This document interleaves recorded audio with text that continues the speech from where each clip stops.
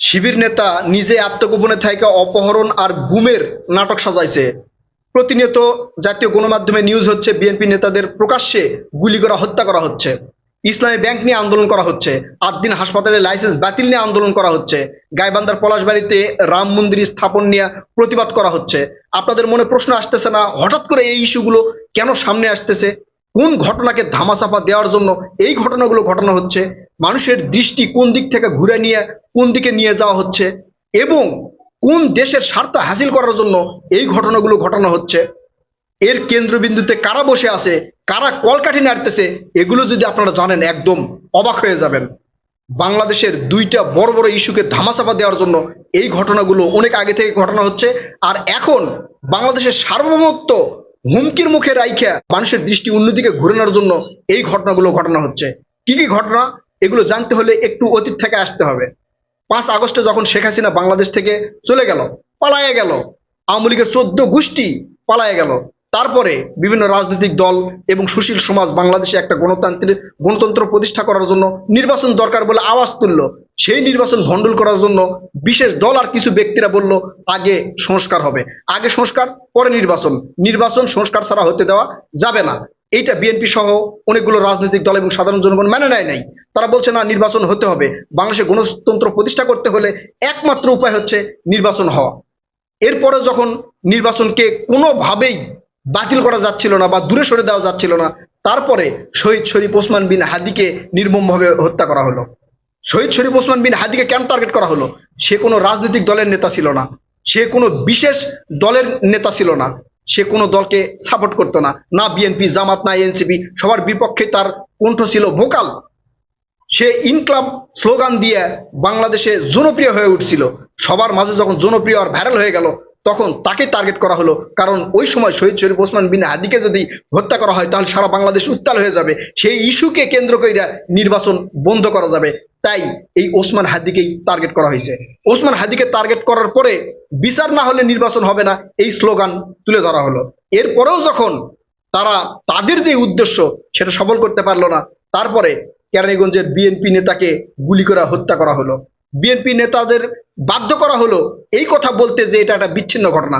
কারণ ওসমান বিন হাদির ইস্যু নিয়ে যখন উত্তাল, তারপরে বিএনপি যদি এই ইস্যু নিয়ে উত্তাল শুরু করে, সবাই রাজপথে আসে, তাহলে নির্বাচন ভণ্ডুল হয়ে যাবে। সেই নির্বাচন ভণ্ডুল করার জন্য এই ঘটনাগুলো আগে ঘটানো হয়েছে। এখন প্রশ্ন হলো, এখন এই ঘটনাগুলো কেন ঘটনা হচ্ছে? কবে থেকে এই ঘটনাগুলো শুরু হলো?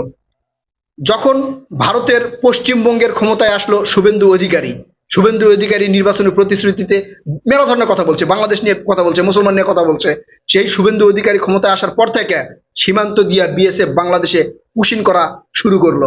এই পুশিন যখন শুরু হলো, তখন বাংলাদেশে বিভিন্ন ধরনের ঘটনা ঘটা শুরু হয়েছে। বুঝতে পারছেন বিষয়টা? কোন দেশকে, মানে কোন দেশের স্বার্থ হাসিলের জন্য বাংলাদেশের নানা ইস্যু তৈরি করা হচ্ছে। পুশিন নিয়ে সারা বাংলাদেশে উত্তাল সৃষ্টি হওয়ার কথা ছিল, সেইটা কোনো রাজনৈতিক দল করে নাই, দুই একজন নিন্দা জানাইছে। উল্টা সেই ঘটনাকে ধামাচাপা দেওয়ার জন্য ইসলামী ব্যাংকের চেয়ারম্যান পরিবর্তন নিয়ে আন্দোলন শুরু হলো। ইসলামী ব্যাংকের চেয়ারম্যান যদি আপনাদের ভালো না লাগে, গ্রাহকদের ভালো না লাগতেই পারে, আপনারা টাকা পয়সা তুলে নিচ্ছেন, তুলে নেন, সমস্যা কি? টাকা পয়সা তুলে নিয়ে আপনাদের পছন্দ নিয়ে ব্যাংকে রাখেন, না হলে নিজের ঘরে রাখেন। কিন্তু সেইটা নিয়ে বাংলাদেশে অস্থিতিশীল পরিস্থিতি সৃষ্টি করার চেষ্টা আপনারা কেন করতেছেন সেটা সাধারণ জনগণ বুঝে গেছে। এরপরে আদ্দিন হাসপাতালের লাইসেন্স বাতিল নিয়ে উত্তাল শুরু হয়েছে। বিএনপি সরকার আদ্দিন হাসপাতালের লাইসেন্স বাতিল করে দিছে। অনেকে বলতেছে এটা জামাত ঘরানার দিকে বাতিল করে দিছে, কিন্তু সেখানে 6 জন শিশুর এইভাবে মানে দুর্দশায় মৃত্যু হবে সেটা তো কেউ কল্পনাও করতে পারে নাই। যাক, এটা নিয়ে একটু পরে কথা বলতেছি। এরপরে কি হলো, এই যে দেখেন, খুলনায় বিএনপি নেতাকে গুলি করে হত্যা, বাড্ডায় বিএনপি নেতাকে গুলি করে হত্যা, যশোরে বিএনপি নেতাকে গুলি করে হত্যা। এখন বিএনপিকে কেন টার্গেট করা হলো? যখন দেখতেছে বিভিন্ন ইস্যু বাংলাদেশে তৈরি করা কোনো কাজ হচ্ছে না, কোনো ইস্যু নিয়ে কেউ রাজপথে নামতে পারতেছে না, তখন বিএনপিকে রাগানোর জন্য, বিএনপিকে রাজপথে নামানোর জন্য এই কৌশল অবলম্বন করা হয়েছে, যাতে বিএনপি রাজপথে নামে, দেশে বিশৃঙ্খলা সৃষ্টি হয়, দেশ উত্তাল হয়ে যায়, তখন কুচক্রী মহল তাদের স্বার্থ হাসিল করে ফেলবে। এগুলো নিয়ে উত্তাল সৃষ্টি হলেও ভারতের পুশিন নিয়ে কিন্তু কোনো উত্তাল সৃষ্টি হচ্ছে না। এরপরেও যখন কোনো ধরনের মানে অস্থিতিশীল বাংলাদেশে সৃষ্টি করতে পারতেছিল না, তারপরে সামনে নিয়ে আসা হলো রাম মন্দির, গাইবান্ধার পলাশবাড়ির রাম মন্দির। গাইবান্ধার পলাশবাড়ির রাম মন্দির কি এই 2-4 দিন আগে তৈরি হওয়া শুরু হয়েছে? না, এটা আরো 2-4 মাস আগে তৈরি হওয়া শুরু হয়েছে। তখন কেউ এটা নিয়ে প্রতিবাদ করলো না। হঠাৎ করে যখন ভারত বাংলাদেশে পুশিং করা শুরু করলো, তখন এইটা নিয়ে প্রতিবাদ শুরু হলো। কেন? কাদের দৃষ্টি কোন দিকে ঘুরানোর জন্য এই কাজগুলো করা হচ্ছে? বাংলাদেশের জনগণের দৃষ্টি কোন দিকে ঘুরানোর জন্য এই কাজগুলো করা হচ্ছে? এই প্রতিবাদ আরো আগেই করা উচিত ছিল। আমি এর তীব্র নিন্দা জানাই। প্রতিবাদ না করার জন্য এই প্রতিবাদ অনেক আগে করা উচিত ছিল। এখন বলবেন ভাই আপনি করেন নাই কেন? ভাই আমরা ছোটখাটো একটু লেকচার আর একটু আলোচনা সমালোচনা করি, আমাদের কথাগুলো সেই পর্যন্ত পৌঁছায় না। আপনারা সেই পর্যন্ত পৌঁছায় দেন না। যদি দিতেন তাহলে সেটা নিয়ে আমরা অনেক আগে কথা বলতাম। এখন প্রশ্ন হলো যে এই যে পলাশবাড়ির যে ঘটনা, এটা ভৌগোলিকভাবে বাংলাদেশের জন্য হুমকি। অনেকে মনে করতেছেন যে সেখানে যদি আধিপত্য বিস্তার করতে পারে হিন্দুরা, তাহলে ভারতের যে চিকেন লেগ সেটার দৈর্ঘ্য একটু বাড়াতে পারবে। হতে পারে পরবর্তীতে বিএনপি সরকার সেটা বন্ধ করে দিছে, আলহামদুলিল্লাহ, হয়তো সেটা আর হবে না। কিন্তু একের পর এক এই ঘটনাগুলো ঘটার কারণ একটাই, মানে ভারতের পুশিনের ওই দিক থেকে যে দৃষ্টি সাধারণ জনগণের অন্যদিকে ঘুরে নিয়ে যাওয়ার জন্য, এটাই মূল সমস্যা। এখন প্রশ্ন হচ্ছে যে বিরোধী রাজনৈতিক দলগুলো কি করতেছে? বিএনপি সরকার কি কি করতেছে? বিএনপি সরকার পুশিনের বিরুদ্ধে ভারতকে আইনি চিঠি দিছে।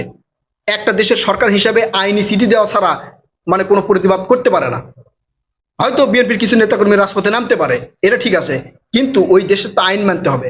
ভারত আন্তর্জাতিক আইন লঙ্ঘন করতেছে, সেটাকে তুলে ধরে বাংলাদেশ থেকে বাংলাদেশের সরকার সেখানে চিঠি দিচ্ছে। আর সেই ইস্যুটাকে ঘুরে নিয়ে বাংলাদেশে বিভিন্ন ধরনের ঘটনা ঘটানো হচ্ছে। কখনো হাসপাতাল, কখনো ব্যাংক, কখনো আবার নেতাদের টার্গেট করে হত্যা। এগুলো কেন ঘটতেছে এটা সাধারণ জনগণ বুঝতে পারতেছে।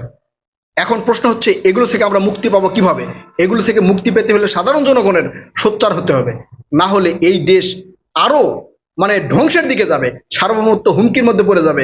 বাংলাদেশের মধ্যে থাইকাই কেউ কেউ ওই বিদেশি বন্ধুদের পা চাটতেছে, তাদের স্বার্থ হাসিল করার জন্য মানুষের নজর অন্যদিকে ঘুরাই দিচ্ছে। এই একের পর এক ঘটনা ঘটতেছে। আর আরেক দিকে তো আছেই আওয়ামী লীগ। এরা তো মানে কোন ধর্মের একমাত্র আল্লাহ তাআলাই জানে। এরা বাংলাদেশকে উত্তাল করার জন্য বিভিন্ন পরিস্থিতি তারা সৃষ্টি করবে, কারণ তাদের তো টাকার অভাব নাই, সন্ত্রাসী ভাড়া করবে।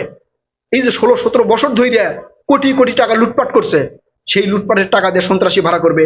যখন দেখবে যে অন্য কোনো ইস্যু তৈরি করতে পারতেছে না, তখন বিএনপি নেতাদের টার্গেট করবে। বিএনপি নেতাদের টার্গেট করার উদ্দেশ্য হবে যে এই বাংলাদেশের রাজনৈতিক দলগুলোর মধ্যে বিভেদ তৈরি করা। এই দল বলবো ওই দল করছে, ওই দল বলবো ওই দল করছে। কিন্তু মাঝখান থেকে এই ঘটনাগুলো ঘটাবে হচ্ছে আওয়ামী লীগ। আওয়ামী লীগকে প্রতিহত করতে হবে। আওয়ামী লীগকে যদি প্রতিহত করা না যায়, তাহলে বাংলাদেশের পরিস্থিতি আরো খারাপ হবে। রাজনৈতিক দলগুলো কিভাবে নিবে এগুলো আমি জানি না, তবে আওয়ামী লীগকে প্রথমে প্রতিহত করতে হবে, দ্বিতীয়ত প্রতিহত করতে হবে ভারতকে, তৃতীয়ত বাংলাদেশের মধ্যে যেগুলো বিদেশি দালাল আছে তাদেরকে চিহ্নিত করতে হবে। চিহ্নিত কইরা তাদের বিরুদ্ধে ব্যবস্থা নেবেন, বাংলাদেশের আর এই ধরনের অস্থিতিশীল পরিস্থিতি সৃষ্টি হবে না। বাংলাদেশের ভিতর থেকেই কলকাঠি নাড়া হচ্ছে এবং তারা ভবিষ্যতে নিজেদেরকে স্ট্যান্ড করার জন্য, বিদেশি বন্ধু হিসেবে দেখানোর জন্য তাদেরকেই সাপোর্ট করতেছে। এখন আপনারা চিন্তা করেন এরা কারা? এরা কারা এটা চিন্তা ভাবনা করে আপনারা আপনাদের মূল্যবান মতামত কমেন্ট করে জানান।